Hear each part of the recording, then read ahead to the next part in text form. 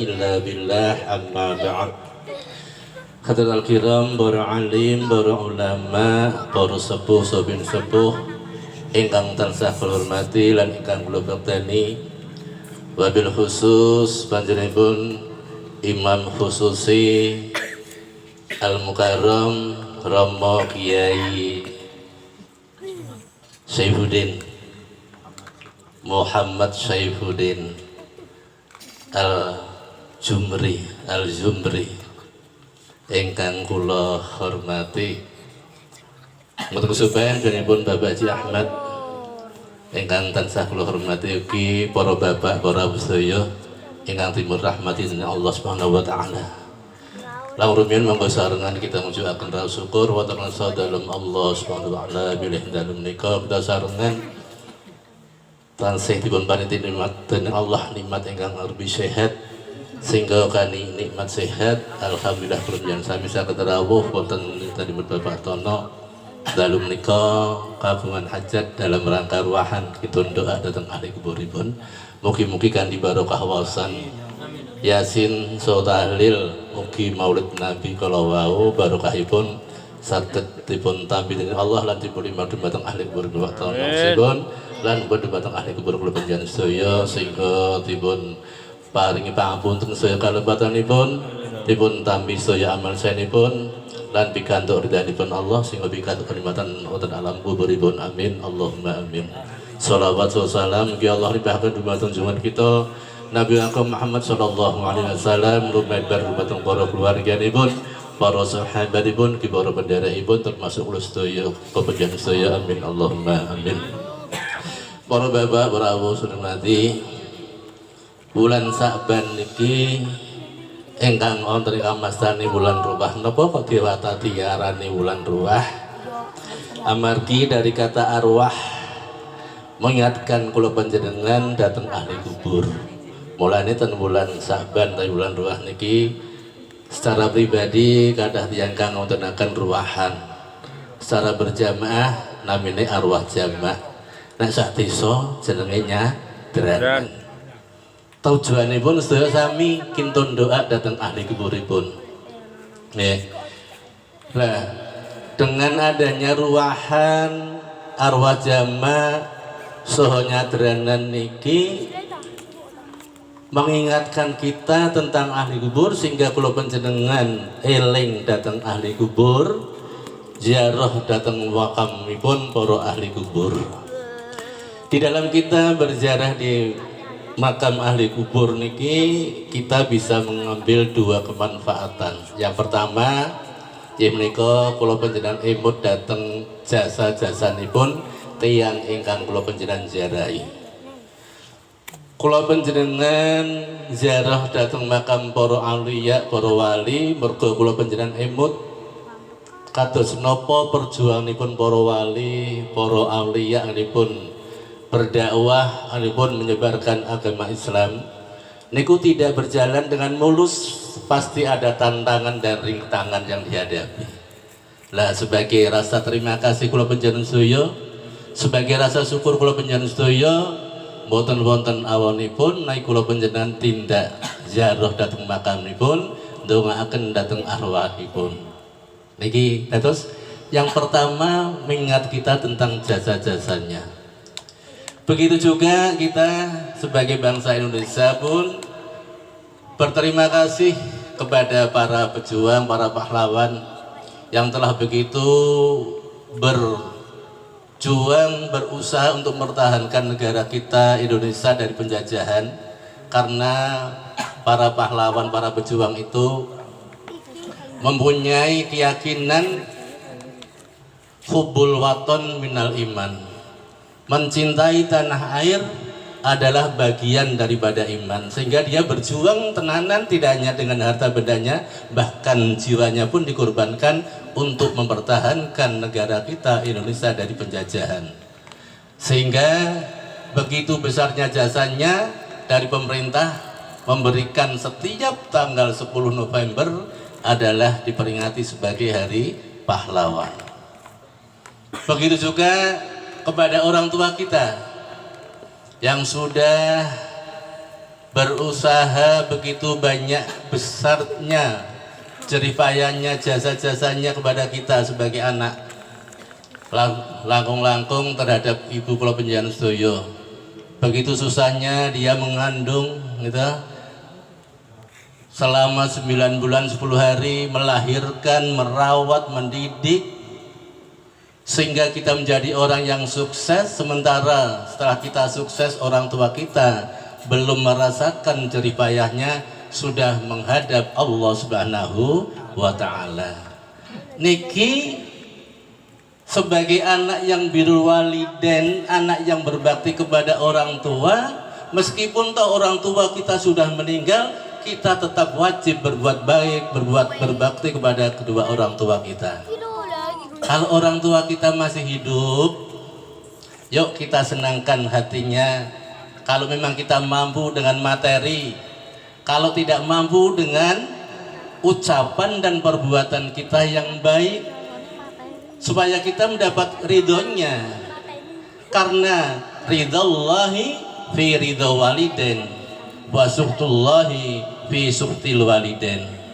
Ridhonya Allah tergantung ridhonya kedua orang tua kita, murkanya Allah tergantung murkanya kedua orang tua kita. Kalau kita selalu berbuat baik, menyenangkan hati orang tua kita, membahagiakan orang tua kita, kalau mampu dengan materi, kalau tidak mampu dengan ucapan dan perbuatan, sehingga kita mendapat ridho orang tua kita yang masih hidup. Dengan ridhonya orang tua kita, berarti ridhonya Allah Subhanahu wa Ta'ala kepada kita. Jadi, tapi sebaliknya, kalau kita punya orang tua yang masih hidup, kita buat susah hatinya, buat sedih hatinya, buat menangis hatinya, jangan mengharap kita akan mendapatkan ridha Allah, bahkan kita akan mendapatkan murka Allah Subhanahu wa Ta'ala. Ini kalau masih hidup. Karena berbakti kepada kedua orang tua itu adalah hukumnya wajib. Allah Subhanahu wa Ta'ala telah berfirman, A'udzu billahi minasyaitonir rajim. Bismillahirrahmanirrahim. Wa'budullaha wa la tusyriku bihi syai'a wa bil walidaini ihsana. Al-ayah. Wa'budullaha wa la tusyriku bihi syai'a, dan beribadahlah kepada Allah dan jangan sekali-kali menyekutukannya dengan suatu apapun. Setelah kita diperintahkan beribadah kepada Allah, kita pun diperintahkan untuk berbuat baik kepada kedua orang tua kita, baik yang masih hidup maupun yang sudah meninggal dunia. Wabil walidaini ihsana, berbuat baik, jadi wajib hukum ini. Nah, bagaimana kalau orang tua sudah meninggal? Kita pun masih bisa bersambung. Kanjeng Nabi ngendika, idza mata ibnu adama in qata'a amaluhu illa min salasin, shadaqatin jariyah au ilmin yantafa'u bih au waladin shalihin yad'u lah. Apabila anak Adam manusia meninggal dunia, maka putuslah semua hubungannya illa min salasin, kecuali 3 macam perkara. Yang pertama, shadaqah jariyah. Pada saat hidupnya dia rajin bersedekah, beramal, baik untuk kepentingan umum maupun untuk kepentingan Allah. Ada musola bangun, kita nyumbang semampunya. Ada pondok pesantren, mampu kita nyumbang semampunya. Itu termasuk sedekah jariyah. Membantu fakir miskin, nyantuni anak yatim, itu semua adalah sedekah jariyah. Niki masih bisa bersambung meskipun toh kita sudah masuk ke liang kubur. Sedekah nikilah sing bakal nyelametke kula panjenengan saking pertanyaan-pertanyaan kubur, saking siksa-siksa kubur. Yang kedua, ilmu yang bermanfaat, manfaat bagi dirinya, manfaat bagi orang lain. Kalau panjenengan iso maca bismillah, yuk bismillah kita ajarkan kepada orang lain. Kita bisa membaca dalam persolatan, yuk kita tularkan kepada orang lain. Mungkin ilmu yang manfaat yang macam beginilah yang bisa terus membantu kita, menemani kita pada saat kita masuk ke liang kubur. Dan yang ketiga adalah doanya anak-anak yang soleh. Anak yang soleh niku anak yang baik, pendidikannya dari kita sebagai orang tua. Terus nek kula panjenengan pengen duwe anak sing iso ndongake, yo dididik anake dengan agama. Jangan sampai hanya satu segi saja umum kita kejar, ora iso matematika, ora iso bahasa Inggris sampai digolek guru privat, sementara ora iso ngaji, ora salat, panjenengan mendel mawon niku panjenengan mungkin bakal rugi ning alam kubur ora ana sing ndongake. Niki 3 macam perkara inilah yang bisa menyelamatkan kita dari siksa kubur. Kita ditanya oleh malaikat Munkar Nakir, lho ning alam kubur niku urip lho Pak, ora mati.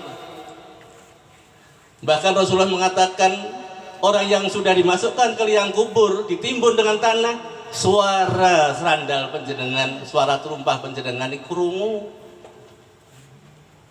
Jadi manusia niku hidup selamanya. Cuman kita hidup tuh 5 alam. Yang pertama alam ruh, alam rahim, alam dunia, alam kubur, alam barzah, alam akhirat. Setiap pergantian alam itu memang ada proses. Dari alam ruh mau ke alam rahim itu ada perjanjian antara ruh dengan Allah. Alastu birabbikum qalu bala syahidna. Hei roh, apa sliramu menyaksikan aku pangeranmu, aku Tuhanmu? Bala syahidna nggih Gusti, kula menyaksikan nek panjenengan niku pangeran kula, panjenengan sesembahan kula. Ada perjanjian, ada ikatan antara ruh dengan Allah. Dimasukkanlah, dipindahlah ke alam rahim pada saat sang ibu hamil 4 bulan. Jadi proses kejadian manusia itu adalah 4 bulan, 120 hari. 40 hari pertama masih berupa air sperma, 40 hari kemudian berupa segumpal darah, 40 hari kemudian segumpal daging.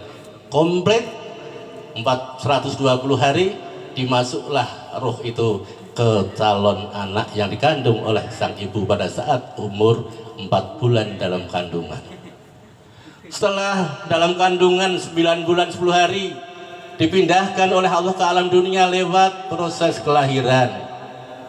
Disitulah Allah merintahkan wa ma khalaqtul jinna wal insa illa liya'budun.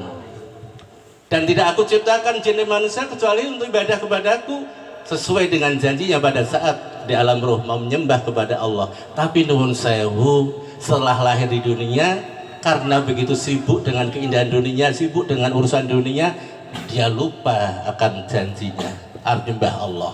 Kathah niki Pak Bu, kathah nggih.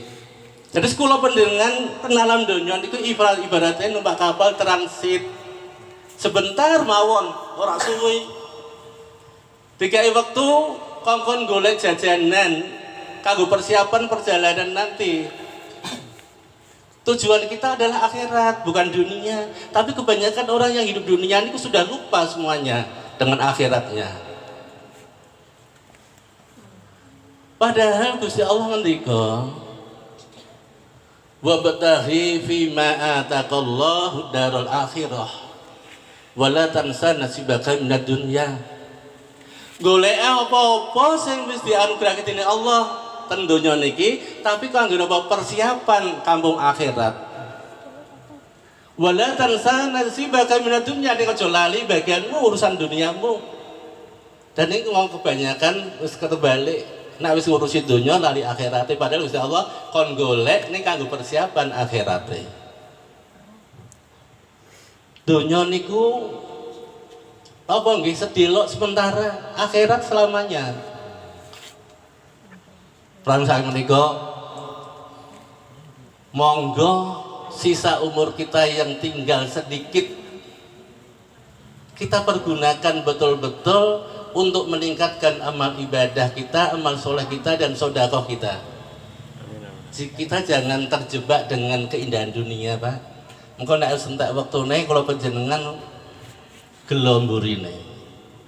Para bapak, para usur mati. Iki rada dawa ora apa-apa nggih? Mumpung ketemu niki. Soale wingi-wingi kan. Piye Mas Uren? Iki ra coblosane. Disambung-sambung coblosane niku, Pak. Nggih, teruskan nggih.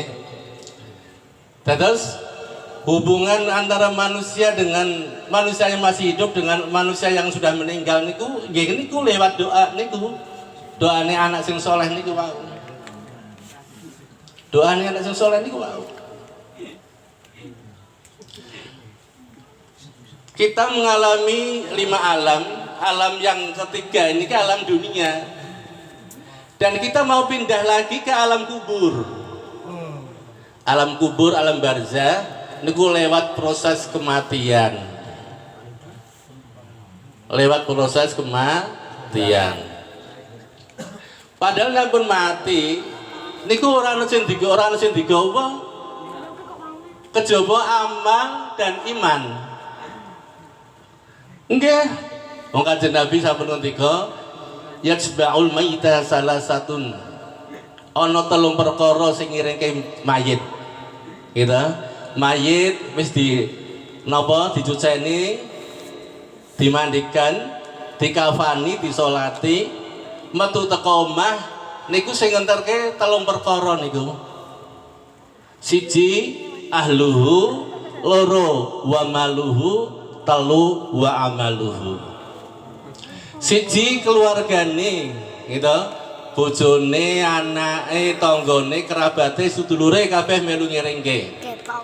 Loro bondone si mayit nalika uripe ning donya sukses, duwe mobil, duwe motor, digawa kanggo ngiringke mayit, kanggo ngeterke mayit.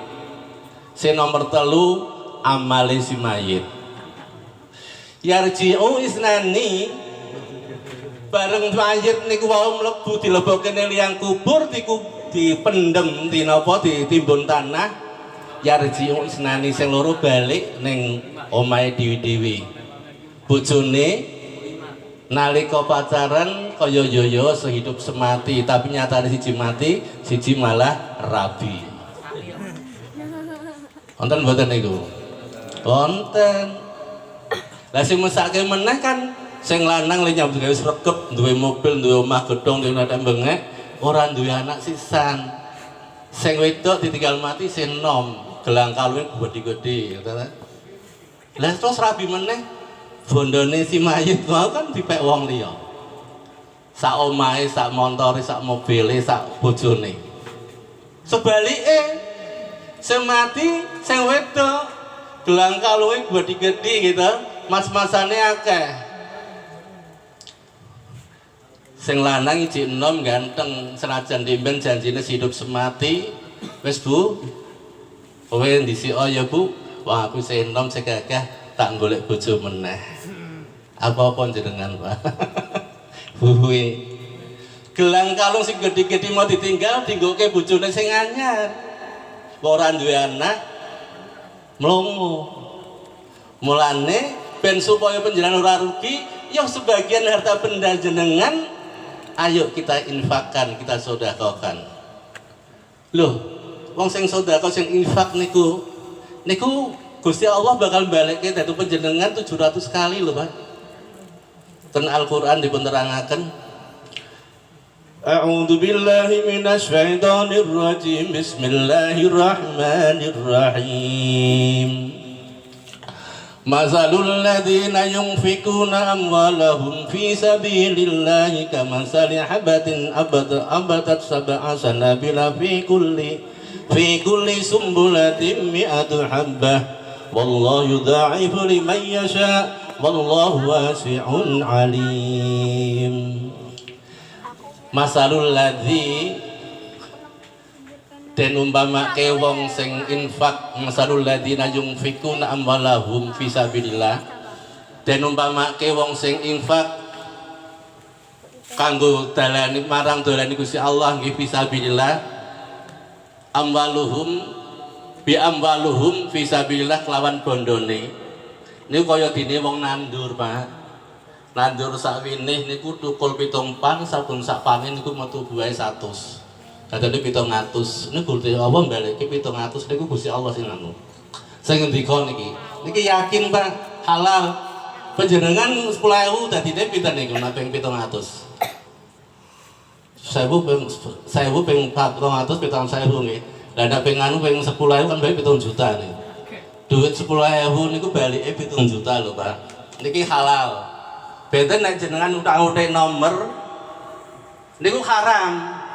Niki wonten mboten jamaah telepon niki. Bisa utang-utik nomor niku. Niku haram, Mbak.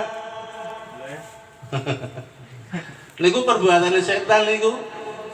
Karena Al-Quran diboten-botaken oleh Allah. Ya ayyuhalladzina amanu innamal khamru wal maisiru wal ansabu wal zalamu rijzum min amali syaitan wajtanibuhu la'allakum tuflihun.